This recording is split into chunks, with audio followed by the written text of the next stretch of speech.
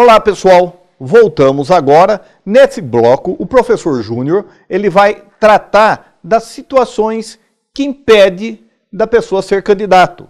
E vai falar o que é cassação ou suspensão dos direitos políticos. Quem está com os direitos políticos suspensos pode ser candidato? O vereador que foi cassado pela Câmara Municipal, ele pode ser candidato? O prefeito pode ser candidato? Então são coisas do nosso dia a dia muito interessante. Professor Júnior, como que fica essas situações agora?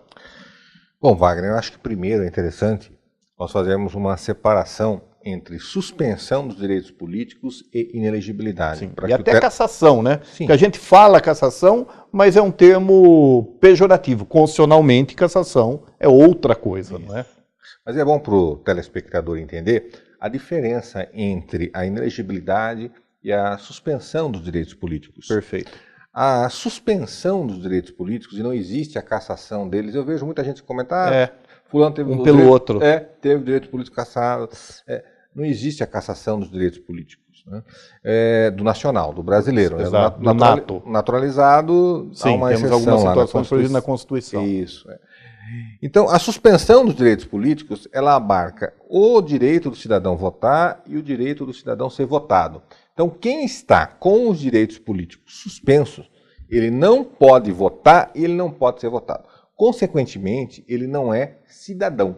Exatamente. Ele não é considerado juridicamente cidadão. Por quê? Ele não pode votar e não pode ser votado. Outra situação jurídica é a inelegibilidade, que faz parte da suspensão, mas ela pode aparecer separada da suspensão dos direitos políticos. É aí que está o grande equívoco de muita gente. A inelegibilidade, um exemplo, aí é a mulher do prefeito pode ser candidata? Exatamente. Não pode. Isso ele é inelegível pela Constituição. Isso, são é chamada coisas distintas. inelegibilidade constitucional. Perfeito. Né? Então, o cidadão, às vezes, ele não está com os direitos políticos suspensos, mas ele está inelegível, como o exemplo que você deu. Aquele que está com os direitos políticos suspensos, vamos pegar um exemplo, a condenação criminal transitada em julgado. É um dos efeitos da sentença penal passada em julgado, qualquer o crime que seja, a suspensão dos direitos políticos pelo prazo do cumprimento da pena. Certo. Quem está nessa condição, ele não pode nem votar e nem ser votado. Ou seja, durante o período em que ele estiver cumprindo a pena dele ali, pode ser de prisão ou de não prisão, ele não é cidadão. Ele não pode participar da vida política. Suspenso. Ele está justamente. Ele está com a cidadania dele, o nome está dizendo, está suspenso. Né? E vai readquirir a partir do momento do cumprimento. Exatamente. É um exemplo que nós estamos dando. A inelegibilidade são outras situações previstas na Constituição Federal, como você bem lembrou, e também previstas na Lei Complementar 64/90. Essa lei é a lei que trata das inelegibilidades. Tem uma série de causas de inelegibilidades. Não é de suspensão dos direitos políticos, é de inelegibilidade. Ou seja, o cidadão pode votar, ele pode votar no dia da eleição. Se ele não for candidato, ele vai votar. Ele não está com os direitos políticos suspensos. Ele está inelegível. Ele pode votar, mas não pode ser votado. Isso. Eu separei dois temas aqui, Wagner, que eu acho que são os dois temas mais palpitantes, né, que talvez demandem maior interesse dos telespectadores do seu programa. A primeira questão de inelegibilidade é a que eu separei aqui, é a da inelegibilidade pela rejeição de contas do cidadão como administrador público. Está previsto no artigo 1º, letra G da Lei Complementar 64/90. Ou seja, o cidadão, vamos pegar um prefeito como exemplo, ele teve um parecer prévio, e é importante, se você me permite, fazer um pequeno parênteses. Há muita confusão, as pessoas em comum, elas fazem muita confusão com o Tribunal de Contas, e no julgamento das contas e com o julgamento da Câmara. O prefeito, o Tribunal de Contas, embora receba o título lá de julgamento, mas o parecer emitido pelo Tribunal de Contas é um mero parecer técnico, mero não no sentido pejorativo da palavra, né? Mas é um julgamento técnico. Quem vai efetivamente julgar se aquelas contas foram regulares ou não, e o efeito desse julgamento é elegibilidade ou a inelegibilidade, é a Câmara Municipal, no caso do prefeito. Isso está previsto no artigo 70 da Constituição Federal. 70, 71 tratam desse assunto lá no texto constitucional. Então, o cidadão que teve um parecer do Tribunal de Contas pela aprovação, vamos admitir que a legislatura dele, a administração dele foi correta sob o ponto de vista técnico, mas é só um parecer. Professor Júnior, como que funciona o parecer do Tribunal de Contas em relação aos candidatos? O parecer, por exemplo, o parecer técnico, o parecer contrário do Tribunal de Contas. Então, o parecer do Tribunal de Contas, ele é um parecer técnico, mas o julgamento, nos termos do artigo 70 e 71 da Constituição Federal, compete ao Poder Legislativo. E é um julgamento, para que o telespectador entenda, é um julgamento político-administrativo.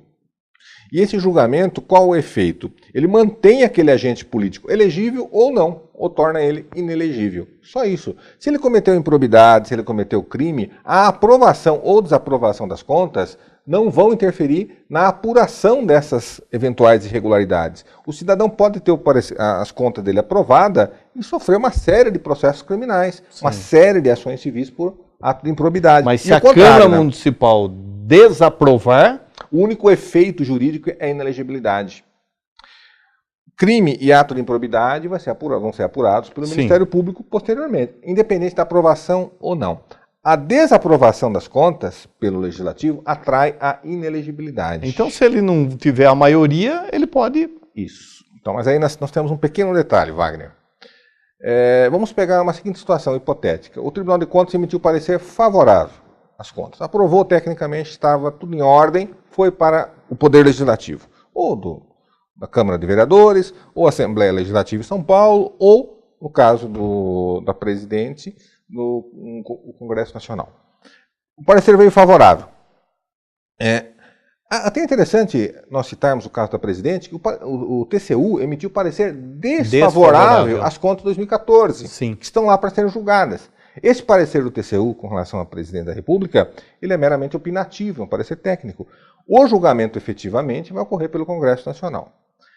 Se o Legislativo entender que essas contas, embora aprovadas, não refletiram, na verdade, uma administração eficiente, eles podem derrubar o parecer do Tribunal de Contas, e aí no caso do município, o artigo 29A da Constituição fala que tem que ser por 2/3, e aí o cidadão tem as contas rejeitadas. Mas a pergunta é a seguinte: a simples rejeição de contas pela Câmara dos Vereadores atrai a inelegibilidade? Não. Não é dessa forma que fala a Lei Complementar 64/90. É comum as pessoas na rua me abordarem às vezes, falam, nossa, mas nós temos tantas leis e fulano, ciclano, beltrano continua elegível. Né? Mas por que ele continua elegível? Porque a maneira com que foi instrumentalizada a rejeição de contas dele não foi nos termos da Lei Complementar 64/90. E ele se aproveita dessa oportunidade para continuar candidato. Para que o cidadão se torne inelegível por rejeição de contas pela Câmara dos Vereadores, as contas referentes à gestão dele, há necessidade que o decreto legislativo, que é o que materializa a rejeição de contas, conste expressamente que a rejeição ocorre por tais e por tais atos que configuram, segundo juízo de valor do Legislativo, ato doloso de improbidade administrativo e irregularidade insanável. Entendi. Tem que constar nisso daí. Isso. É o que está na 64/90. Vou ler aqui textualmente para que as pessoas possam entender. São inelegíveis os que tiverem suas contas relativas ao exercício de cargos ou funções públicas rejeitadas por irregularidade insanável que configure ato doloso de improbidade administrativa. Esta é a redação do artigo 1º, 1, letra G, da Lei Complementar 64/90. Então, se o decreto legislativo não colocou que a rejeição ocorreu pela presença de ato doloso de improbidade administrativa, ele continua elegível. O cidadão teve as contas rejeitadas. O decreto está simplório, ficam rejeitadas as contas, ponto. Ele vai disputar a eleição deste ano? Vai. Vai porque a jurisprudência do TSE é muito rigorosa nesse aspecto. O decreto legislativo de rejeição das contas, no caso do prefeito municipal, tem que expor textualmente. Tem que ter essas peculiaridades. Senão... São detalhes que fazem a diferença. Há necessidade que o decreto legislativo conste textualmente que a rejeição foi motivada por atos que, a juízo da Câmara, ensejam improbidade administrativa. E, consequentemente, esse cidadão está inelegível pelo período de 8 anos do julgamento dessas contas. É importante que isso seja também esclarecido. Tem pessoas que acham que é 8 anos quando ele terminou o mandato. Não, é 8 anos da rejeição das contas. Essa rejeição pela Câmara Municipal, ela ocorre exclusivamente no caso dos prefeitos, ou seja, da administração direta. A administração indireta e os demais órgãos de poder, por exemplo, o presidente da Câmara, ele exerce uma função administrativa ali. Ele vai ter suas contas analisadas e julgadas. Pela Câmara Municipal, não. O artigo 71 da Constituição fala que aí, nesse caso, quem vai julgar e vai atrair ou não inelegibilidade é o Tribunal de Contas. Ou seja, o parecer do Tribunal de Contas, de qualquer administrador, pode ser o chefe do Ministério Público, que é o Procurador-Geral de Justiça, o presidente do Tribunal de Justiça. Qualquer gestor. Qualquer gestor que não seja o chefe da administração direta. Isso. Ele terá suas contas julgadas pelo Tribunal de Contas. Aí, ponto. Os efeitos são o mesmo que eu falei, que está na Lei Complementar 64/90.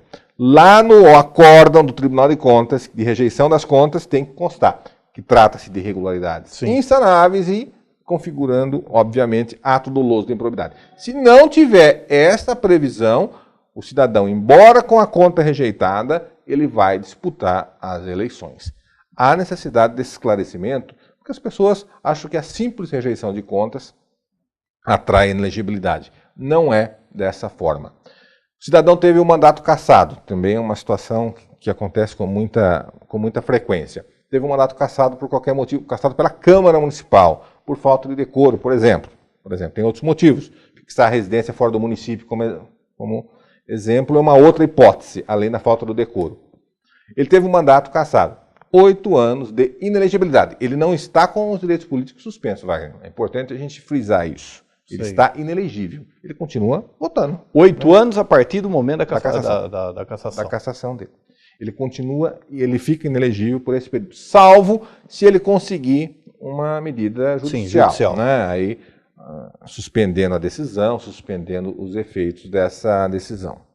Uma outra situação que atrai inelegibilidade, que também demanda uma série de questionamentos, são as condenações em segunda instância, ou as condenações por órgão colegiado do Poder Judiciário. Normalmente por ato de improbidade administrativa. Que é a ficha limpa, né? A Lei Ficha Limpa, ela alterou a Lei Complementar 64/90. Ela trouxe essa figura, né? Essa é uma das que não tinha, passou a ter, mas tem outras hipóteses também que ela trouxe, ela alterou a 64/90. A condenação por ato de improbidade também tem algumas particularidades, que as pessoas às vezes pensam o seguinte: o cidadão teve uma condenação em segunda instância por ato de improbidade, ele está inelegível. Não necessariamente. Por quê? A Lei Complementar 64/90, emendada pela Lei Ficha Limpa, ela diz o seguinte, que se tornam inelegíveis os que forem condenados à suspensão dos direitos políticos em decisão transitada e julgado, sem comentários, ou proferida por órgão judicial colegiado por ato doloso de improbidade administrativa, que importe enriquecimento ilícito e dano ao erário. Então, se nós analisarmos essa disposição legal de uma maneira um pouquinho mais acurada, nós vamos identificar, cotejando esta previsão da 64/90 com a Lei 8.429, que é a Lei da Improbidade Administrativa, nós vamos chegar à seguinte conclusão. A Lei 8.429 tem 3 figuras de improbidade, os artigos 9, 10 e 11. 9 é o enriquecimento ilícito, 10 é os atos que geraram dano ao erário, e o 11 é a ofensa aos princípios da administração pública, na legalidade, impessoalidade, lá no artigo 37 da Constituição Federal. Pela redação da letra L do artigo 1º, 1 da Lei Complementar 64/90, somente vai atrair a inelegibilidade aquela condenação por ato de improbidade administrativa, em segunda instância, que seja tipificada ou no artigo 9 ou no artigo 10. O 11 culposo. E o 11 são ofensas aos princípios. O que a lei fala? aquela condenação que causa enriquecimento ilícito, que é o 9, ou que cause dano erário, 10. E os princípios não. Os princípios não. Então tem muita gente que foi condenada por ato de improbidade e vai ser condenada em segunda instância, né? Está em recurso especial, recurso extraordinário. Vai ser candidata esse ano? Vai ser. Claro que vai. Por quê? Porque a inelegibilidade ela só recai nas hipóteses do artigo 9 e do artigo 10 da Lei de Improbidade. Né? O artigo 11 não. A jurisprudência do TSE, já na última eleição para prefeito, também sedimentou bem essa questão. Então, não é pelo simples fato do cidadão ter sido condenado pelo órgão colegiado que ele vai se tornar inelegível. Muito bem, infelizmente nós estamos caminhando para o final e passando para que você faça as considerações finais para encerrarmos o nosso bate-papo de hoje e já de antemão fica o convite para um próximo bate-papo. Bom, Wagner, eu agradeço a você pelo convite, agradeço a todos os telespectadores que fazem parte da sua audiência, que estão hoje nos prestigiando. E o tema é muito vasto, né? O tempo que nós temos aqui é muito restrito diante da imensidão de assuntos que nós poderíamos abordar. Mas numa outra oportunidade, né, se for possível, voltaremos a falar sobre essa questão, que é um direito fundamental, Wagner. O exercício da cidadania é um direito de todos nós, previsto na Constituição Federal, Exatamente. Como um direito fundamental. Então, quando se trata de direitos políticos, é importante que o cidadão comum tenha, ao menos, noções de como ele funciona, como se pede, como se suspende. É importante que o cidadão ele participe da vida política do país, não só sendo militante do partido que mais lhe agrada, mas principalmente que ele procure entender como funciona o sistema eleitoral, o sistema político do nosso país, de todos nós. Quando nós tivermos essa consciência, com certeza nós vamos escolher melhor os nossos representantes, porque nós vamos ser mais críticos, né? Nós não vamos ser massa de manobra. A pior coisa que o cidadão pode ser é massa de manobra. Como diria o Immanuel Kant, é o cidadão ser tratado como coisa, ou seja, sem dignidade. Immanuel Kant, grande filósofo alemão, ele falava que toda vez que a pessoa é tratada sem dignidade, ela é tratada como uma coisa. Né? E a pior situação para todo mundo, eu acho, é ser manipulado, ser massa de manobra.